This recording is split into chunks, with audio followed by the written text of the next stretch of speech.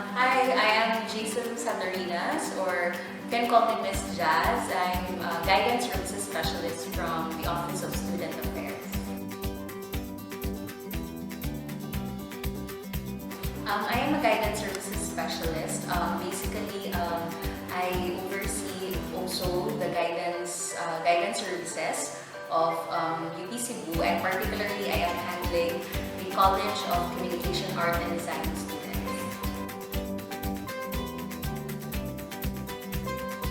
In terms of my experience, I would say that because we were all uprooted from our physical stations in the office, I would say that there is really a period of transition. In my end, there was really a period or a time where I was at a loss of what to do. And I think that's what I had to deal with and really bring myself back.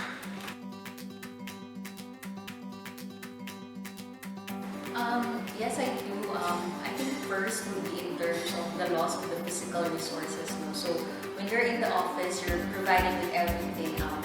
There's the laptop, printers, the internet, and with a shift to the online or work from home setup, somehow some of those resources are not available. So especially with the internet connection. So unlike here in UP, you have very stable internet connection. But at home, we have varying degrees of internet connectivity levels. So I think that's one thing as well. No? And second would be the loss also of physical contact with your colleagues. So sometimes when you're at work and you get stressed, you have the chance to talk with your colleagues and de-stress. But now that you're at home, so you can't really particularly talk to other people about work because they can't relate about it.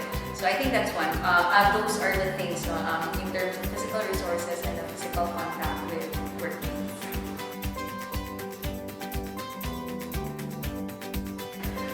During the transition to the work from home setup, there are really a lot of adjustments that I had to do. And as a counselor, I had to owe it to myself to really also learn to adapt and also to adjust to the new setup. So for me, the internet has been a very great resource. There are lots of tips on the internet and even from different psychological associations. So if I were to share tips, I would share 6 key tips on how to manage the work from home situation.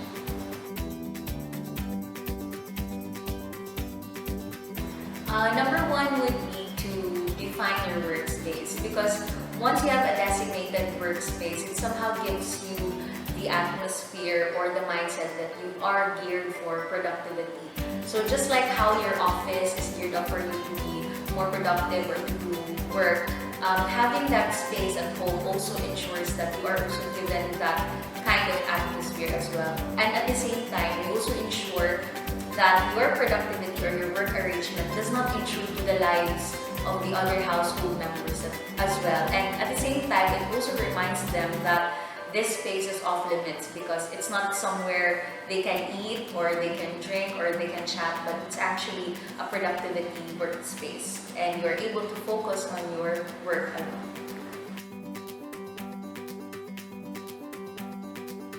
Second would be to set a routine or to establish a routine. So as humans, we are creatures of habit, and sometimes when we get disrupted, we usually feel disoriented.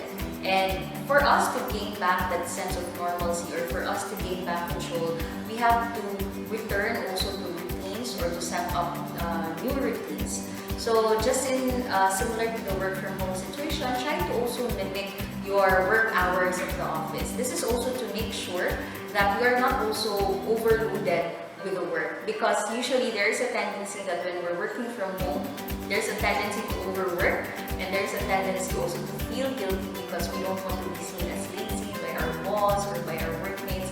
But it is again very important that we are still able to set a boundary also in terms of the workload that we do.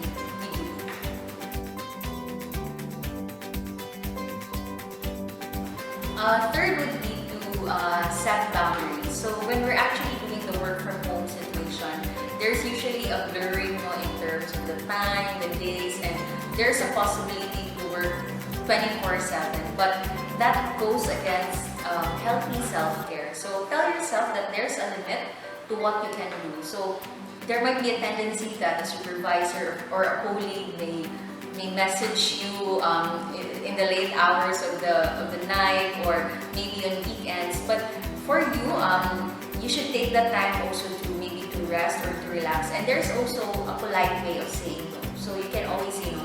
Personally, no, this happened. There was a time when it was a weekend and some colleagues were also messaging or emailing, and I had to also remind them, can we work on it on Monday? Let's have time to relax. And I think sometimes we just need to give out that verbal reminder as well. So learn to set boundaries, and there's always again a polite way of saying no.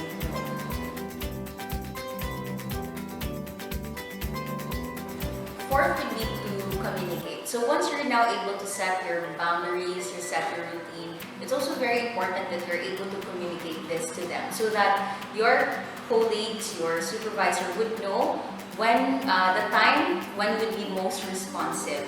And at the same time, let them know also of what tasks you're doing. So since we're all working remotely, I think it's very important that we also still take some accountability. So we inform them the tasks that we're working on.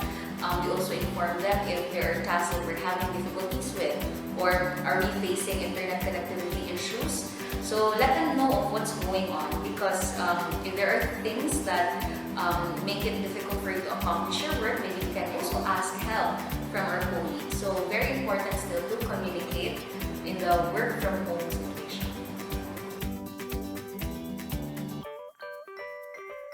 So also ask for help. No? So when you are, again, as mentioned, if you are having difficulties in terms of your work, or you're having problems with your internet connectivity issues, then don't be afraid to ask for help. No? So asking for help does not mean that you're weak, but it's actually also taking accountability and also admitting that there are still things that you still have to work on. No? And by asking for help, you're also ensuring that your units deliverables are still on time and still being able to work on. The same thing also at home. Let's say there are tasks at home that needs to be done. There's household chores that needs to be done. So if you also have other household members who can help you out at home, then always ask for help also.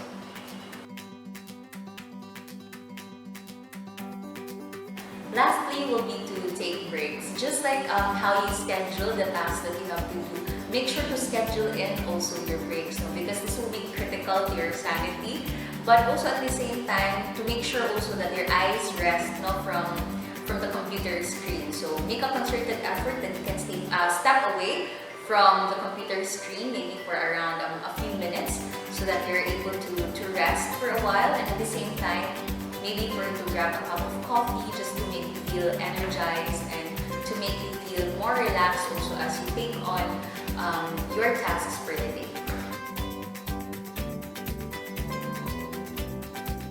So let's say you might be doing all these steps already, but still after significant personal efforts, you still feel like you can't manage still your stress or the work from home situation. Please remember that we here at WFH can help you out. If you need a friend to talk to or you need a colleague to talk to, we are available also at the Office of Student Affairs. So we have 4 counselors who are ready to help you out. Just make sure to contact us. You can email us through our personal emails or through the OSA email, or you may even reach us through our Facebook page, which is the UP Cebu Office of Student Affairs.